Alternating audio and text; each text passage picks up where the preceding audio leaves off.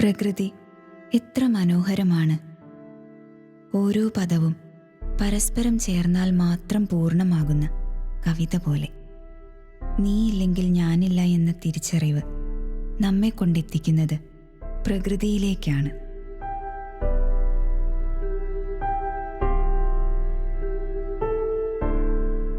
ദൈവം ഒരു ചിത്രകാരനെ പോലെയാവും ഭൂമിയെ സൃഷ്ടിച്ചത്. ഒന്ന് സങ്കല്പിച്ചു നോക്കൂ, ഓരോ നിറച്ചാർത്തിനു ശേഷവും അവൻ അതിനെ ആസ്വദിക്കുന്നത്. ഹാ, എത്ര മനോഹരം എന്ന് പറഞ്ഞ് ആനന്ദിക്കുന്നത്. എങ്കിലും തൃപ്തനാകാതെ ഏറെ വ്യസനിക്കുന്നത്. ഒടുവിൽ ആ ചിത്രത്തിനടിയിൽ തൻ്റെ കയ്യൊപ്പുകൊണ്ട് മനുഷ്യനെ സൃഷ്ടിച്ച് പൂർണ്ണതയിൽ നിർവൃതി കൊള്ളുന്നത്.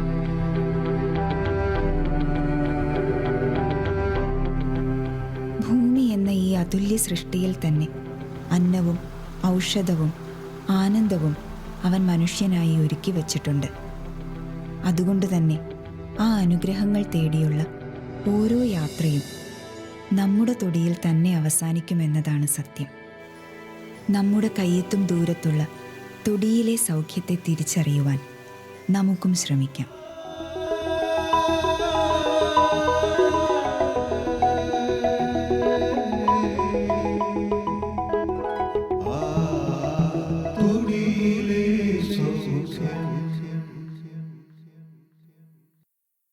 നമസ്കാരം, എൻ്റെ പേര് ഡോക്ടർ ഷിൻസി. തൃശ്ശൂർ ആയുർ ബഥാനിയ ആയുർവേദ ഹോസ്പിറ്റലിലാണ് ഞാൻ വർക്ക് ചെയ്യുന്നത്. വളരെയധികം വൃക്ഷലതാദികൾ തിങ്ങി നിറഞ്ഞ ഒരു പ്രകൃതിയാണ് ദൈവം നമുക്കായി ഒരുക്കി വെച്ചിരുന്നത്. ഒരുപാട് ഔഷധ ഗുണമുള്ള ചെടികൾ നമുക്ക് ചുറ്റും നമ്മുടെ പരിസരങ്ങളിലെല്ലാം കാണപ്പെടുന്നുണ്ട്. മനുഷ്യർ മാത്രമല്ല, മൃഗങ്ങളും അവരുടെ ആരോഗ്യരക്ഷയ്ക്ക് വേണ്ടിയിട്ട് ചെടികളെ ഉപയോഗിക്കുന്നത് നമ്മൾ കണ്ടിട്ടുണ്ട്. പുരാതന കാലത്തെ നമ്മുടെ പൂർവികർ എല്ലാവരും ഈ പ്രകൃതിയോട് ഇണങ്ങി തന്നെയായിരുന്നു ജീവിച്ചിരുന്നത്. അന്നത്തെ കാലത്ത് ഇന്നത്തെ പോലെയുള്ള സൗകര്യങ്ങളോ അല്ലെങ്കിൽ ആശുപത്രികളോ ഒന്നും ഉണ്ടായിരുന്നില്ല. അന്നും പല രീതിയിലുള്ള ആരോഗ്യ പ്രശ്നങ്ങളും അവരെയും അലട്ടിയിരുന്നിരിക്കാം. എന്നാൽ സാധാരണ രീതിയിലുള്ള വളരെ കോമൺ ആയിട്ടുള്ള പല അസുഖങ്ങൾക്കും അവരുപയോഗിച്ചുകൊണ്ടിരുന്നത് പ്രകൃതിയിൽ നിന്ന് ലഭിക്കുന്ന വസ്തുക്കൾ തന്നെയായിരുന്നു. എന്നിട്ടും അവരുടെ ആയുസ്സും ആരോഗ്യവും നമ്മുടെ വെച്ച് നോക്കുമ്പോൾ ഒരുപാട് മുകളിലായിരുന്നു. എന്നാൽ പഴയ കാലങ്ങളിലുള്ള നമ്മുടെ പൂർവികരും നമ്മുടെ അച്ഛനമ്മമാരുടെ തലമുറകളിൽപ്പെട്ടവർ വരെയും ഒരു നിസ്സാരമായ അസുഖങ്ങൾക്കൊന്നും ആശുപത്രികളിൽ പോകുന്നുണ്ടായിരുന്നില്ല. അവർ നമ്മുടെ തൊടിയിലും പരിസരങ്ങളിലുമുള്ള ചെടികളും അല്ലെങ്കിൽ മരുന്നുകളൊക്കെ ഉപയോഗിച്ചുകൊണ്ട് തന്നെയാണ് അവരുടെ ആരോഗ്യം നിലനിർത്തിക്കൊണ്ട് പോന്നിരുന്നത്. എന്നാൽ ഇന്നത്തെ ഈ ആധുനിക തലമുറയിൽ നമ്മൾ ഓരോരുത്തരും പ്രകൃതിയിൽ നിന്ന് ഒരുപാട് ദൂരത്തിലാണ് സഞ്ചരിക്കുന്നത്.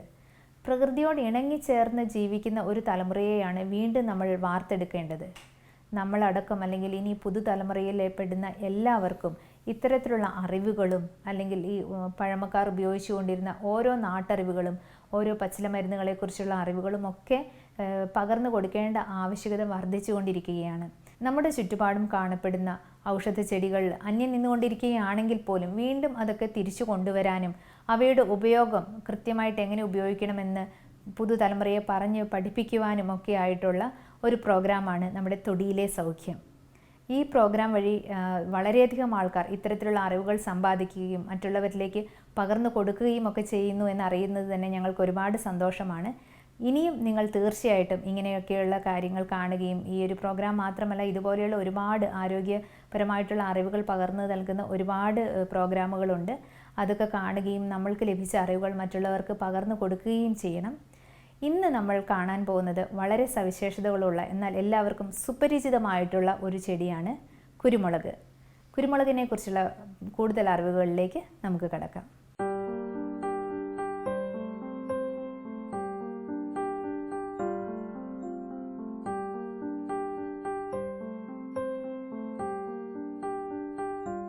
നമ്മൾ ഇന്ന് പരിചയപ്പെടാൻ പോകുന്നത് കറുത്ത പൊന്ന് എന്നറിയപ്പെടുന്ന കുരുമുളകാണ്.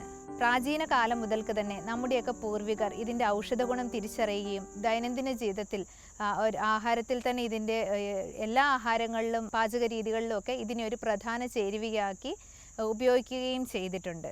ഇന്ന് നമ്മൾ പരിശോധിക്കുകയാണെങ്കിൽ ലോകത്തിൻ്റെ മുഴുവനായിട്ട് ഉപയോഗിക്കുന്ന കുരുമുളകിൻ്റെ അളവിൽ 50% ഉൽപ്പാദിപ്പിക്കുന്നത് നമ്മുടെ ഇന്ത്യയിൽ നിന്നാണ്. അതിൽ തന്നെ ഏറ്റവും നല്ല ക്ലൈമറ്റ്, കുരുമുളകിന് വളരാൻ ആവശ്യമായ ഏറ്റവും നല്ല കാലാവസ്ഥയുള്ളത് നമ്മുടെ ഈ കൊച്ചു കേരളത്തിൽ തന്നെയാണ്.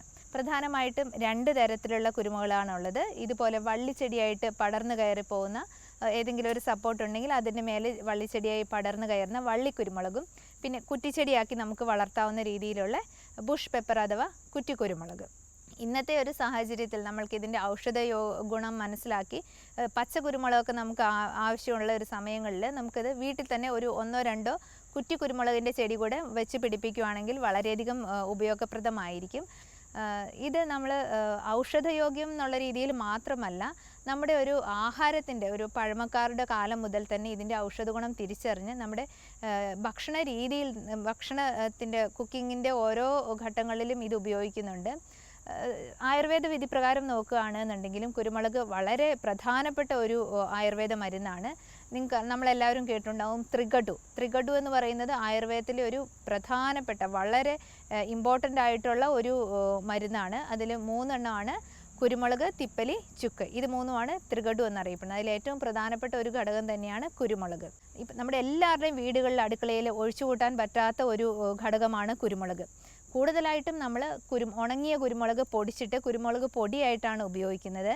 എന്നാൽ അതിൻ്റെ ഔഷധ മൂല്യം കൂടുതലായിട്ടുള്ളത് പച്ചക്കുരുമുളകിൽ തന്നെയാണ്. അതുകൊണ്ടാണ് ഞാൻ ആദ്യം പറഞ്ഞത്, നമ്മുടെ എല്ലാവരുടെയും വീടുകളിൽ ഒരു ബുഷ് പെപ്പർ നട്ടുപിടിപ്പിക്കുകയാണെങ്കിൽ നമുക്കതിൽ നിന്ന് പച്ചക്കുരുമുളക് തന്നെ ആവശ്യത്തിന് എടുത്ത് ഉപയോഗിക്കാവുന്നതാണ്. നമ്മുടെ ദൈനംദിന ജീവിതത്തിൽ ആഹാരത്തിൻ്റെ രുചി കൂട്ടുന്ന ഒരു സുഗന്ധവ്യഞ്ജനമായിട്ടാണ് ഈ കുരുമുളക് നമ്മുടെ ഭക്ഷണ പദാർത്ഥങ്ങളിൽ ഉപയോഗിക്കുന്നതെങ്കിലും അതിൽ കൂടെ തന്നെ ഒരുപാട് ഔഷധ ഗുണങ്ങളും നമ്മുടെ ശരീരത്തിലേക്ക് എത്തുന്നുണ്ട്. മെയിനായിട്ടും കുരുമുളകിൽ ഒരുപാട് വിറ്റമിൻസ്, അതുപോലെ തന്നെ മിനറൽസ്, ഫാറ്റ്, കാർബോഹൈഡ്രേറ്റ്, ഫൈബർ, ഇങ്ങനെയുള്ള എല്ലാ ഘടകങ്ങളും കുരുമുളകിൽ അടങ്ങിയിട്ടുണ്ട്. ഈ കുരുമുളക് നമ്മുടെ ഭക്ഷണത്തിൽ ഉൾപ്പെടുത്തുന്നത് മറ്റു ഭക്ഷണങ്ങളുടെ, അതായത് നമ്മൾ കഴിക്കുന്ന മറ്റ് ആഹാര പദാർത്ഥങ്ങളുടെ ആഗിരണത്തെ, അതായത് അബ്സോർപ്ഷനെ സഹായിക്കുന്ന ഒരു മെയിൻ ധർമ്മം കൂടെ കുരുമുളക് ചെയ്യുന്നുണ്ട്. നമ്മുടെ നാവിലെ രസമുകുളങ്ങളെ ഉത്തേജിപ്പിച്ച് ദഹനത്തെ ദ്രുതീകരിക്കുകയും ദഹനവ്യവസ്ഥയെ ഉത്തേജിപ്പിക്കുകയും ചെയ്യുന്നത് കുരുമുളകിൻ്റെ വളരെ പ്രധാനപ്പെട്ട ഒരു ഉപയോഗമാണ്. ഈ രസമുകുളങ്ങളെ ഉത്തേജിപ്പിക്കുമ്പോൾ നമ്മുടെ വയറ്റിലുള്ള ഹൈഡ്രോക്ലോറിക് ആസിഡിൻ്റെ പ്രൊഡക്ഷൻ നന്നായിട്ട് കൂടുന്നു. ഇത് നമ്മുടെ ഫാറ്റ് മെറ്റാബോളിസത്തിനെയൊക്കെ വളരെയധികം സഹായിക്കുന്നുണ്ട്. അതുപോലെ നമ്മുടെ ഭക്ഷണത്തിൻ്റെ അബ്സോർപ്ഷൻ നന്നായി നടക്കുമ്പോൾ നമ്മുടെ പോഷകാംശങ്ങളെല്ലാം നല്ല അളവിൽ തന്നെ നമ്മുടെ ശരീരത്തിലേക്ക് ആഗിരണം ചെയ്യപ്പെടുകയും ചെയ്യും. ഇങ്ങനെയൊക്കെയുള്ള പല കാര്യങ്ങളും നമ്മൾ കുരുമുളക് ഭക്ഷണത്തിൻ്റെ ഭാഗമായിട്ട് കഴിക്കുമ്പോൾ അല്ലെങ്കിൽ ഉപയോഗിക്കുമ്പോൾ നമുക്ക് കിട്ടുന്നുണ്ട്. അതോടൊപ്പം തന്നെ ഔഷധമായിട്ട് നമ്മളൊരു കുറേ അസുഖങ്ങൾക്കുള്ള ഔഷധമായിട്ടും കൂടെ കുരുമുളക് ഉപയോഗിക്കാം. പ്രധാനമായിട്ട് നമുക്ക് ഇപ്പോൾ ഒക്കെ ഒരുപാട് റിസർച്ചുകളും കാര്യങ്ങളൊക്കെ നടന്നുകൊണ്ടിരിക്കുന്നതാണ് ക്യാൻസറിനെ പറ്റി. അപ്പം ക്യാൻസറിൻ്റെ പ്രിവെൻഷനും അല്ലെങ്കിൽ ക്യാൻസർ കോശങ്ങളുടെ അതിവേഗത്തിലുള്ള വളർച്ചയെ തടസ്സപ്പെടുത്താൻ കുരുമുളകിൽ അടങ്ങിയിരിക്കുന്ന ബയോപെറിൻ അഥവാ പെപ്പറിൻ എന്നുള്ളൊരു രാസഘടകത്തിന് വളരെയധികം കഴിവുണ്ട്. അത് ഒറ്റയ്ക്ക് ഉപയോഗിക്കുന്നതിനേക്കാൾ നല്ലത് നമ്മൾ മഞ്ഞൾപ്പൊടിയും കുരുമുളക് പൊടിയും കൂടെ ചേർത്ത് ഉപയോഗിക്കുന്നതാണ്. കാരണം നമ്മുടെ മഞ്ഞൾപ്പൊടിയിൽ അടങ്ങിയിരിക്കുന്നുള്ള കുർക്കുമിൻ എന്ന രാസഘടകം ഈ കുരുമുളകിലെ രാസപദാർത്ഥമായ ബയോപെറിനുമായിട്ട് ചേർന്ന് ആക്ട് ചെയ്യുമ്പോഴാണ് ആൻറ്റി ക്യാൻസറസ് ക്വാളിറ്റി വളരെയധികം കൂടുതലായിട്ട് കാണപ്പെടുന്നത്. അതുപോലെ നമ്മുടെ സാധാരണ രീതിയിലുള്ള ചുമ, കഫക്കെട്ട്, അല്ലെങ്കിൽ ദഹന സംബന്ധമായ അസുഖങ്ങൾ, ത്വക്ക് രോഗങ്ങൾ, ചൊറി, ചിരങ്ങ്, അതുപോലെ നമ്മുടെ തലവേദന, തൊണ്ടയെ ബാധിക്കുന്ന ഒരുപാട് അസുഖങ്ങൾ, നിരന്തരമായിട്ടുള്ള ചുമ അല്ലെങ്കിൽ ശബ്ദമടപ്പ്, തൊണ്ടയിലെ നീർവീക്കം, അങ്ങനെ ഒരുപാട് അസുഖങ്ങൾക്ക് നമുക്ക് കുരുമുളക് വളരെ ഫലപ്രദമായിട്ട് ഉപയോഗിക്കാം. ഇന്നത്തെ പുതുതലമുറയെ വളരെയധികം ബാധിക്കുന്ന ഒരു പ്രശ്നമാണ് ഒബീസിറ്റി അഥവാ പൊണ്ണത്തടി. ഇപ്പം വണ്ണം കുറയ്ക്കാൻ ആഗ്രഹിക്കുന്നവർ, അതായത് ഫാറ്റ് റിഡക്ഷന് വേണ്ടിയിട്ട് ശ്രമിക്കുന്നവരെ വളരെയധികം സഹായിക്കുന്ന ഒരു മരുന്നാണ് കുരുമുളക്. പല രീതിയിലും കുരുമുളക് ഫാറ്റ് റിഡക്ഷന് സഹായിക്കുന്നുണ്ട്, നമുക്ക് വിശദമായിട്ട് കാണാം. അതോടൊപ്പം തന്നെ വായിലുണ്ടാകുന്ന ചെറിയ ചെറിയ അൾസറുകൾ, വായ്പുണ്ണ് അല്ലെങ്കിൽ മറ്റ് സ്ഥലങ്ങളിലുണ്ടാകുന്ന വ്രണങ്ങൾ, ഇവയൊക്കെ കരിയാനും വളരെ എളുപ്പത്തിൽ കരിയാൻ തന്നെ ഈ കുരുമുളക് സഹായിക്കുന്നുണ്ട്. മറ്റൊരു പ്രശ്നമാണ് കൃമിശല്യം. കുട്ടികൾക്കൊക്കെ ഉണ്ടാകുന്ന കൃമിശല്യത്തിൽ നമുക്ക് ഈ കുരുമുളക് വളരെ ഫലപ്രദമായിട്ട് ഉപയോഗിക്കാം. അതോടൊപ്പം തന്നെ ഈ കുരുമുളക് നമ്മുടെ രക്തത്തിലെ ഓക്സിജൻ ക്യാരിയിങ് കപ്പാസിറ്റി വളരെയധികം വർദ്ധിപ്പിക്കുന്നു. അപ്പോൾ നമ്മുടെ ഈ അത്ലറ്റ്സുകൾ അല്ലെങ്കിൽ സ്പോർട്സ് വിഭാഗങ്ങളിലൊക്കെ പങ്കെടുക്കുന്ന ആൾക്കാർ അതിന് മുമ്പായിട്ട് ഭക്ഷണത്തിൽ കുരുമുളക്, അതായത് സൂപ്പുകളിലൊക്കെ കുരുമുളക് ഇട്ട് കഴിച്ചിട്ട് വർക്കൗട്ട് ചെയ്യുകയാണെങ്കിൽ അവർക്ക് വളരെയധികം നേരം വർക്കൗട്ട് ചെയ്യാനും നന്നായിട്ട് എനർജി ഉണ്ടാവുന്നതിനും ഇത് സഹായിക്കുന്നുണ്ട്. അതുപോലെ തന്നെ കുരുമുളകിൻ്റെ മറ്റൊരു ഉപയോഗമാണ് നമ്മുടെ ശരീരത്തിലെ ചൂട് നിലനിർത്തുക എന്നുള്ളത്. പ്രത്യേകിച്ചും തണുപ്പ് രാജ്യങ്ങളിൽ അല്ലെങ്കിൽ മഞ്ഞൊക്കെയുള്ള വീഴുന്ന രാജ്യങ്ങളിലൊക്കെ താമസിക്കുന്ന ആൾക്കാർ കൂടുതലായിട്ടും ഈ സൂപ്പുകളിലും മറ്റ് ഭക്ഷണ പദാർത്ഥങ്ങളിലൊക്കെ കൂടുതലായിട്ട് ഈ കുരുമുളക് ഇട്ട് കഴിക്കുകയാണെങ്കിൽ നമ്മുടെ ശരീരത്തിൻ്റെ താപനില, തണുപ്പിനെ നിയന്ത്രിച്ച് നമ്മുടെ ശരീരത്തിലെ താപനില നിയന്ത്രിച്ച് നമ്മുടെ ശരീരത്തിന് ചൂട് പ്രദാനം ചെയ്യാനും വളരെയധികം സഹായിക്കും. വിട്ടുമാറാത്ത കഫത്തിൻ്റെ ഉപദ്രവങ്ങൾ, ചുമ, ഇടയ്ക്കിടെ വരുന്ന പനി, ഇങ്ങനെയൊക്കെയുള്ളവർക്ക് പ്രകൃതിദത്തമായ ഒരു പരിഹാരമാണ് കുരുമുളക്. ഇതിൻ്റെ ആൻറ്റി ബാക്ടീരിയൽ കപ്പാസിറ്റി ഉപയോഗിച്ചിട്ട് നമുക്ക് ഇങ്ങനെയുള്ള ഈ കഫക്കെട്ട്, പനി തുടങ്ങിയവയിൽ നിന്നെല്ലാം പൂർണ്ണമായിട്ടും ഒരു മോചനം ലഭിക്കുന്നതാണ്. ഇനി നമ്മളിപ്പോൾ ഒരുപാട് അസുഖങ്ങൾക്ക് കുരുമുളക് ഉപയോഗപ്രദമാണെന്ന് കണ്ടു. ഇത് എങ്ങനെയൊക്കെയാണ് നമ്മൾ ഒരു അസുഖത്തിന് വേണ്ടിയിട്ട് ഉപയോഗിക്കുമ്പോൾ ഏതൊക്കെ രീതിയിലാണ് ഇതിൻ്റെ ഉപയോഗമെന്ന് നമുക്കൊന്ന് വിശദമായിട്ട് നോക്കാം.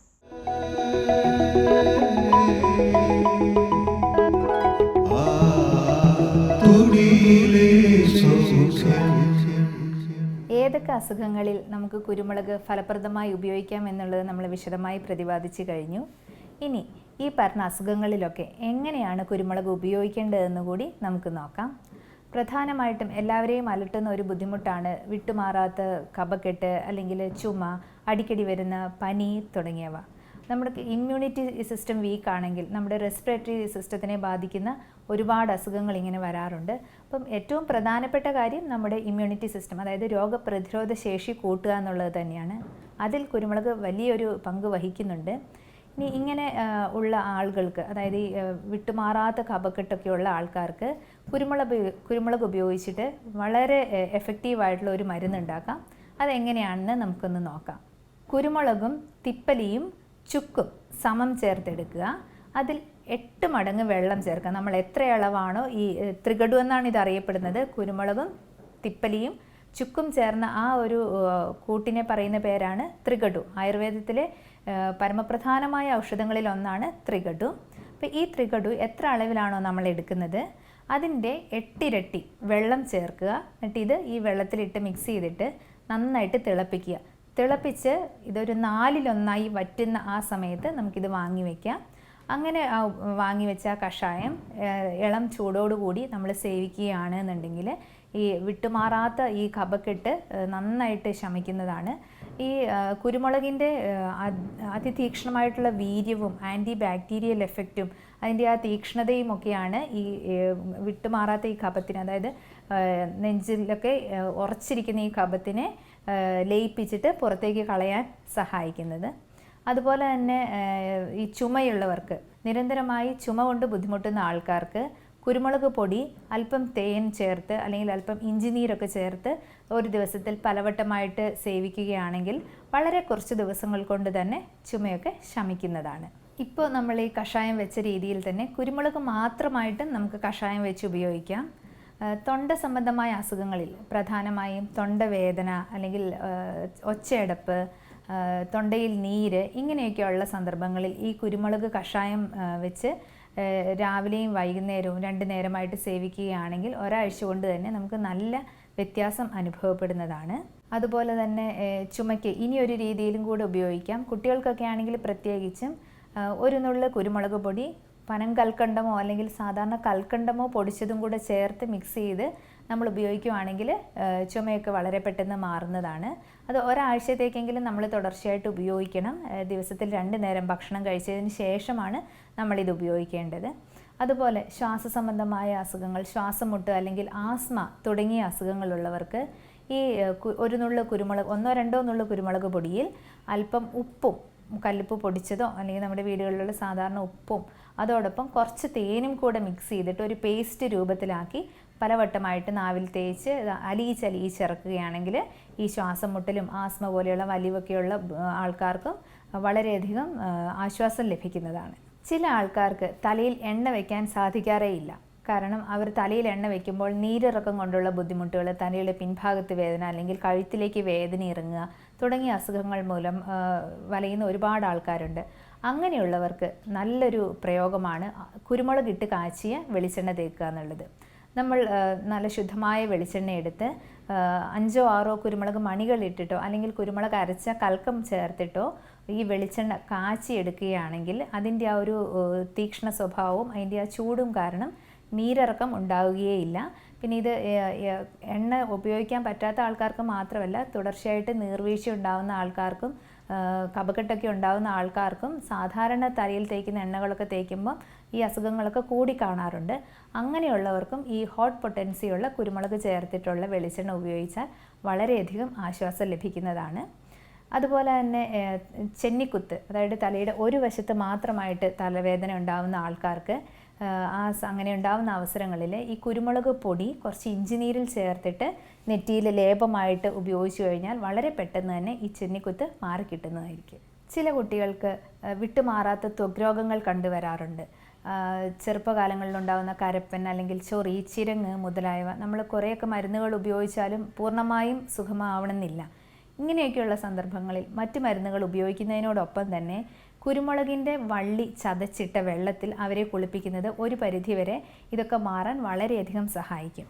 നമ്മൾ കുരുമുളകിൻ്റെ വള്ളി എടുത്ത് നന്നായിട്ട് കഴുകി വൃത്തിയാക്കി ചതച്ച് അത് വെള്ളത്തിലിട്ട് തിളപ്പിച്ച് ആ തിളച്ച വെള്ളം ആറി ഇളം ചൂടോടുകൂടി കുളിക്കാനായിട്ട് സ്ഥിരമായിട്ട് ഉപയോഗിക്കുകയാണെങ്കിൽ ഇങ്ങനെയുള്ള അസുഖങ്ങളുള്ള കുട്ടികൾക്ക് വളരെയധികം സഹായകപ്രദമായിരിക്കും. അതുപോലെ ഇനി കുരുമുളകിൻ്റെ ഇല ചതച്ചിട്ട വെള്ളം നന്നായിട്ട് തിളപ്പിച്ച് കുറച്ചൊരു വറ്റിച്ചും കൂടി എടുത്ത് നമ്മൾ വ്രണങ്ങളിലൊക്കെ ഒഴിച്ച് കഴുകുകയാണെങ്കിൽ വ്രണങ്ങൾ പെട്ടെന്ന് കരിയാനും ഈ കുരുമുളകിൻ്റെ ആൻറ്റിബയോട്ടിക് എഫക്റ്റ് ഉള്ളതുകൊണ്ട് അത് പഴുക്കാതെയൊക്കെ ഇരിക്കാനും ഒരുപാട് സഹായകമാണ്. ഇനി നമ്മൾ കണ്ടു വായ്പുണ്ണിലും കുരുമുളക് വളരെയധികം ഫലപ്രദമാണ് എന്നുള്ളത്. സ്ഥിരമായിട്ട് വായിൽ അൾസർ വരുന്നവർക്ക് ചുണ്ടിൻ്റെ സൈഡിലും കവിളിൻ്റെ ഉള്ളിലുമൊക്കെ ചെറിയ രീതിയിലുള്ള വ്രണങ്ങൾ വരുന്നത്, അതാണ് ഈ വായ്പുണ്ണെന്ന് ഉദ്ദേശിക്കുന്നത്. അങ്ങനെ അസുഖങ്ങളുള്ളവർക്ക് നമ്മൾ ഈ കുരുമുളക് നന്നായിട്ട് കഴുകി വൃത്തിയാക്കി ചതച്ച് അത് വെള്ളത്തിലിട്ട് തിളപ്പിച്ച് വെച്ചിട്ട് ആ വെള്ളം കൊണ്ട് വായിൽ കവിൾ കൊള്ളുന്നത് വളരെയധികം ഉപയോഗപ്രദമാണ്. ഇങ്ങനെ കുരുമുളക് ചതച്ച് തലേ ദിവസം രാത്രിയിൽ തന്നെ വെള്ളത്തിലിട്ട് വെച്ചിട്ട് പിറ്റേ ദിവസം രാവിലെ ആ വെള്ളം ഉപയോഗിച്ച് നമ്മൾ വായിൽ കവിൾ കൊള്ളുകയാണെങ്കിൽ വായ്പുണ്ണുകളൊക്കെ വളരെ നന്നായിട്ട് പെട്ടെന്ന് തന്നെ കരിയുന്നതായിരിക്കും. അതുപോലെ നമ്മൾ കണ്ടു തുടർച്ചയായിട്ട് ജലദോഷം വന്നുകൊണ്ടിരിക്കുന്ന ആളുകളിൽ എങ്ങനെ കുരുമുളക് ഉപയോഗിക്കാം എന്നുള്ളത്. കുരുമുളക് പൊടി നമ്മൾ വീടുകളിലൊക്കെ എല്ലാ വീടുകളിലും ഉണ്ടാകും കുരുമുളക് പൊടി. അത് ഒരു നുള്ള് ഈ കുരുമുളക് പൊടി തേൻ ചേർത്തിട്ട് സ്ഥിരമായിട്ട് ഒരു 7 ദിവസത്തേക്കൊക്കെ കഴിക്കുകയാണെന്നുണ്ടെങ്കിൽ വിട്ടുമാറാത്ത ജലദോഷം വളരെ പെട്ടെന്ന് തന്നെ ശമിക്കുന്നതാണ്. അതുപോലെ തന്നെ ഇങ്ങനെ വിട്ടുമാറാത്ത ജലദോഷത്തിൽ ഒരല്പം തുളസി ഇലയും കുരുമുളക് ചതച്ചതും കൂടി ഇട്ട് തിളപ്പിച്ചിട്ട് ആ വെള്ളം കുടിക്കാൻ വേണ്ടിയിട്ട് ഉപയോഗിക്കുകയാണെങ്കിലും ജലദോഷം വളരെ പെട്ടെന്ന് കുറയുന്നതായിരിക്കും. അതോടൊപ്പം നമ്മൾ നേരത്തെ കണ്ടു ഒബീസിറ്റിയിൽ എങ്ങനെയാണ് കുരുമുളക് ഫലപ്രദമാകുന്നതെന്ന്. നമ്മുടെ ഫാറ്റ് സെൽസിലേക്ക് അതിൻ്റെ മെറ്റാബോളിസം കൂട്ടാനും ഫാറ്റ് റിഡക്ഷനും ഈ കുരുമുളകിൻ്റെ ഉപയോഗം വളരെയധികം സഹായിക്കും. കുരുമുളക് എങ്ങനെയാണ് ഈ ഫാറ്റ് മെറ്റാബോളിസം ചെയ്യുന്നതെന്ന് വെച്ചാൽ നമ്മുടെ ശരീരത്തിൽ അടിഞ്ഞു കൂടിയിട്ടുള്ള കൊഴുപ്പ്, അതായത് ഫാറ്റ് സെൽസിനെ ബ്രേക്ക് ഡൗൺ ചെയ്തിട്ടാണ് അതിൻ്റെ ശരീരത്തിൽ നിന്ന് പുറന്തള്ളുകയാണ് ചെയ്യുന്നത്. അനാവശ്യമായി അടിഞ്ഞുകൂടിയിരിക്കുന്ന ഫാറ്റ് സെൽസിനെ, കൊഴുപ്പിനെയൊക്കെ കുരുമുളക് പൊടി നമ്മൾ ദൈനംദിന ജീവിതത്തിൽ ഭക്ഷണത്തിൽ ഉൾപ്പെടുത്തുകയും ഇതുപോലെ മരുന്നായിട്ട് ഉള്ളിലോട്ട് കഴിക്കുകയും ചെയ്യുമ്പോൾ വളരെ വേഗത്തിൽ തന്നെ ഇങ്ങനെ അടിഞ്ഞുകൂടിയ കൊഴുപ്പൊക്കെ നീക്കം ചെയ്യാൻ സഹായിക്കും. ഇത്രയും സമയം നമ്മൾ കേട്ടത് കുരുമുളകിൻ്റെ ഗുണഗണങ്ങളെ പറ്റിയാണ്. അതായത് ഒരുപാട് അസുഖങ്ങളിൽ കുരുമുളക് ഉപയോഗിക്കുന്നുണ്ട്. ഒരു സർവ്വരോഗ സംഹാരി എന്ന നിലയിൽ കുരുമുളക് വളരെയധികം പ്രാധാന്യം അർഹിക്കുന്ന ഒരു ഔഷധം തന്നെയാണ്. അതുകൊണ്ടാണ് പ്രാചീന കാലം മുതൽക്ക് തന്നെ നമ്മുടെ പാചകത്തിലും അല്ലെങ്കിൽ ഔഷധ കൂട്ടുകളിലുമൊക്കെ ഒരു പ്രധാനപ്പെട്ട സ്ഥാനം കുരുമുളകിന് നൽകി വന്നിരുന്നത്.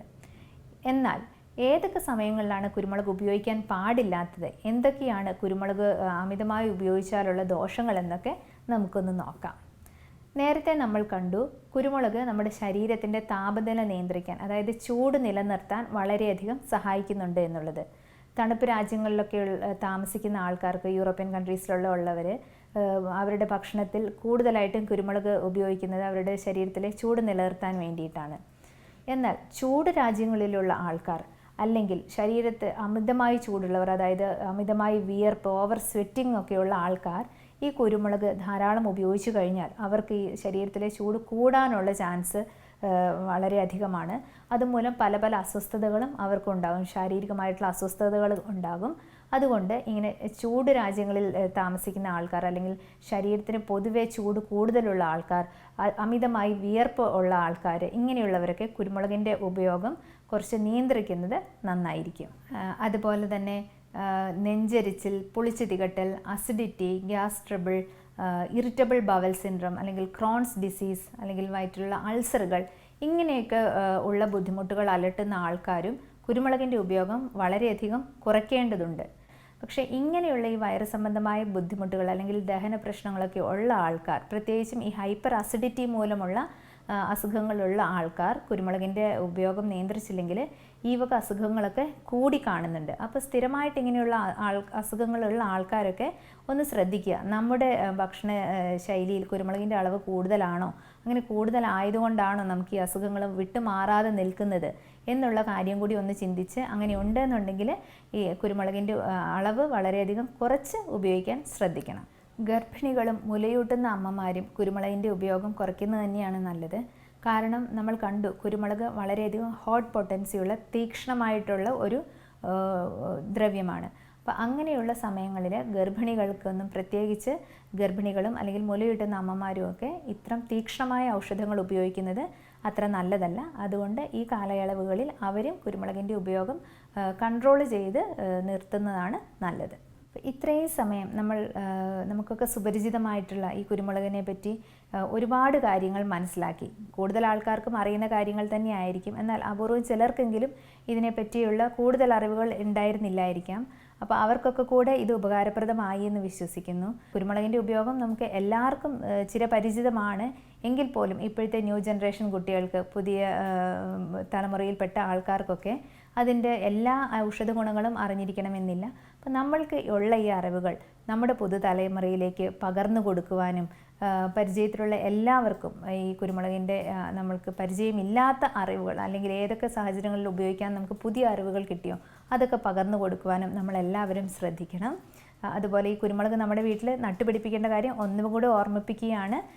നമ്മൾക്ക് ഇനി ഈ ഔഷധ ഗുണങ്ങളൊക്കെ മാറ്റി വെച്ചാൽ തന്നെ നമ്മൾക്ക് കറികളൊക്കെ ഉപയോഗിക്കുമ്പോൾ തന്നെ പച്ച കുരുമുളക് ചേർത്ത് അരച്ച് വെക്കുന്ന കറികൾക്കൊക്കെ ഒരു പ്രത്യേക ടേസ്റ്റാണെന്ന് നിങ്ങൾക്ക് എല്ലാവർക്കും അറിയാമല്ലോ. അതുകൊണ്ട് തന്നെ എല്ലാവരും അവരവരുടെ വീടുകളിൽ ഒന്നോ രണ്ടോ ഈ ബുഷ് പെപ്പർ അല്ലെങ്കിൽ വള്ളി കുരുമുളകൊക്കെ നട്ടുപിടിപ്പിക്കാൻ പ്രത്യേകമായിട്ടൊരു ശ്രദ്ധ കൊടുക്കണമെന്ന് ഞാൻ ഓർമ്മിപ്പിക്കുകയാണ്.